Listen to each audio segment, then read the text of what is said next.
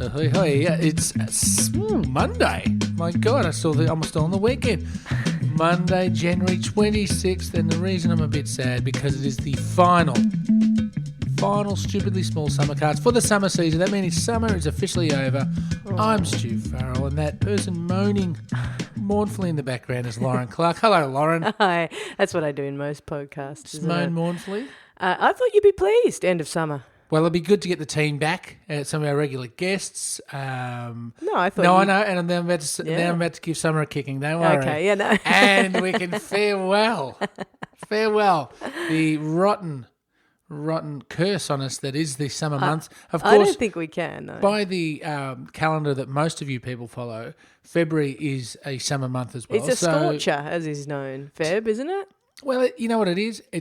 February's the month that allows you to appreciate the greatest season of them all, which is autumn. So we battle through.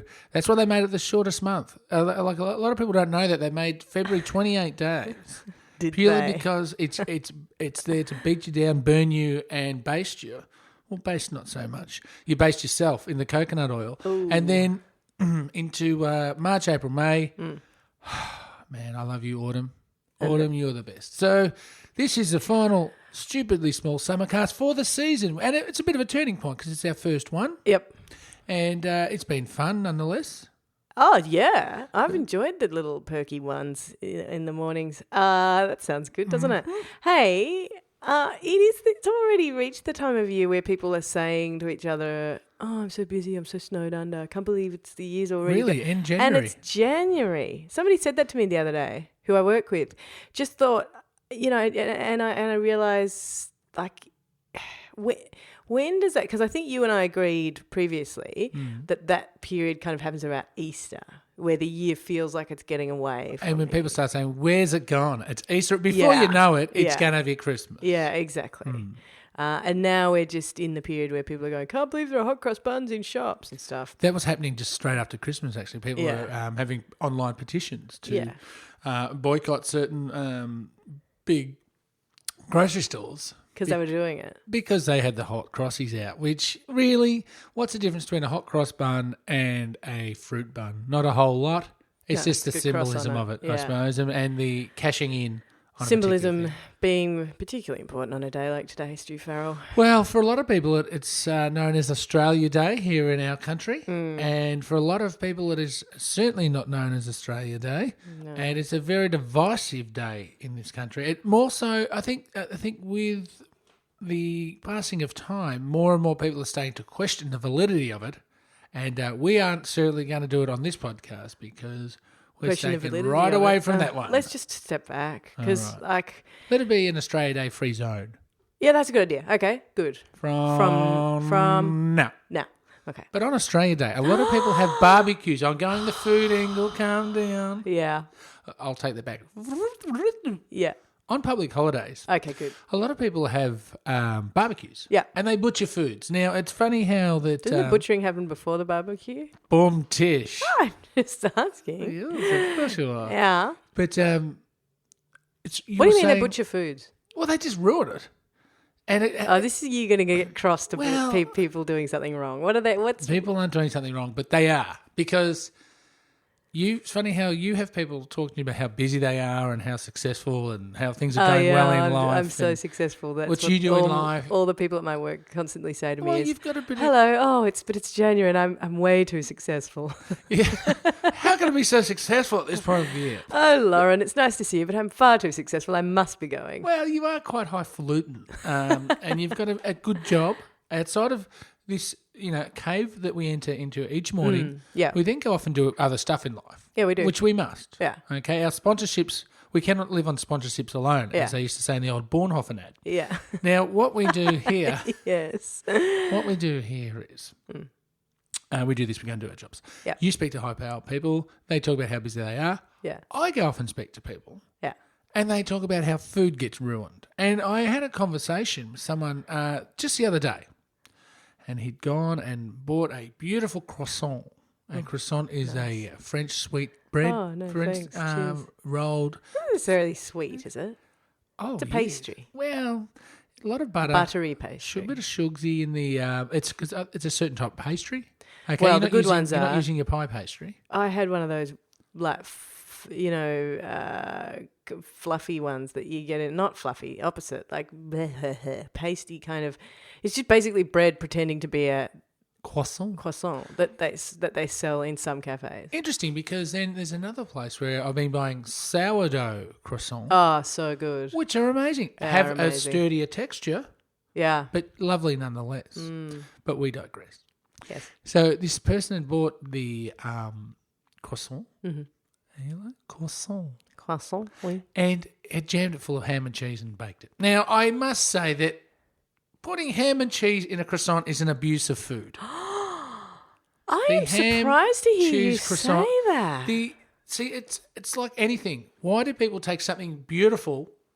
Yeah. Holding my hand up here with something beautiful and above my head, you know, that Yeah. international symbol for something beautiful, Yeah. and then destroy it with a bit of ham and cheese. But you love ham and you love cheese. Not in a croissant.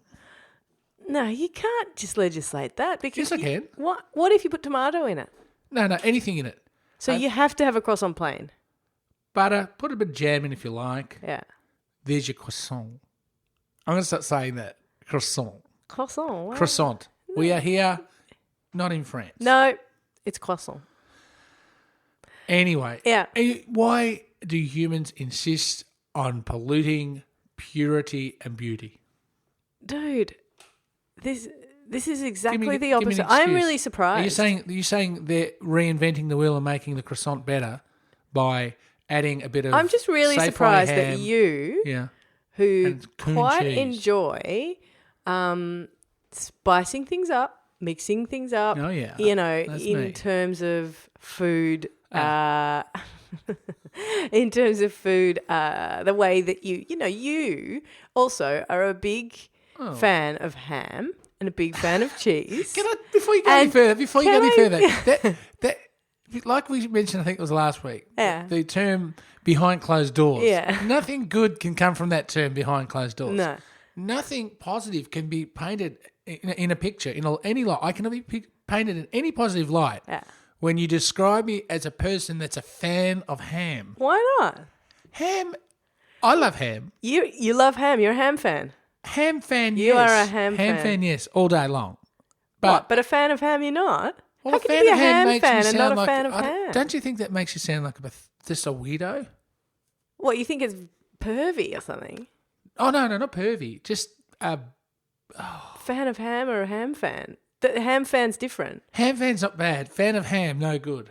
No, you're nothing you've said this morning so far has made any sense Well, whatsoever. it's a public holiday.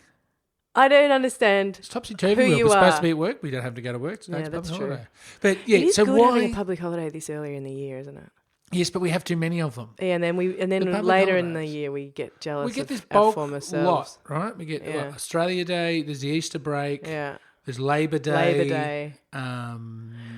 What else is there? Big hello to Queen's our international birthday. listeners. Oh, they get their own But actually, do you know holidays. what? They might be able to advocate. Well, that could maybe replace Suitably Bins. Overseas listeners, holiday watch. Totally.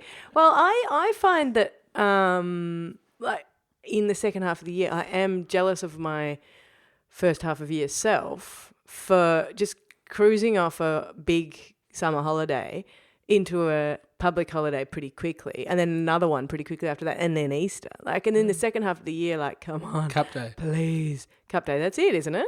It's close to. I mean, and as we do here in Victoria, Australia, Melbourne, Australia, there's one thing we have to say when we're lamenting our lack of public holidays. Yeah.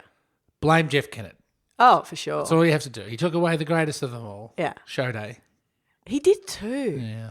But I do believe, though, Wasn't if there a I'm not promise wrong, made? the government that was just voted in, and Yeah. this could be our campaign, we might have something to get our teeth into. In Victoria. They promised that there would be a public holiday the Friday before Grand Final Day. They did too. Hello. They did I think too. we've just remembered a little promise that someone might have to go through. Hello, Daniel Andrews, if you're listening. We want our holiday, please. We know you're a big fan, Daniel Andrews. But is he a ham fan? Hey, Don't say that. I He's a am. fan of ham.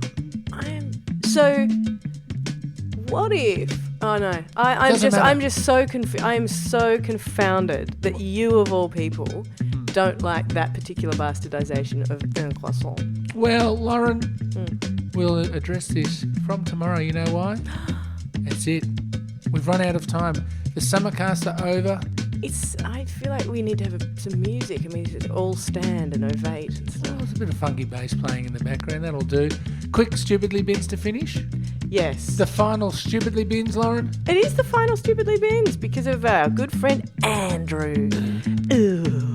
It is bin night in St Andrews, Bayside City Council between Bay Street and City Road, East St Kilda, Dorchester in Boston, parts of York in WA and Inverleigh in some parts. Thanks to everybody who's contributed to Stupidly Bins.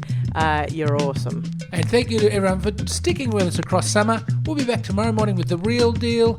Lauren Clark, this has been I think, topically shambolic end to the Summercast. See you tomorrow. See ya.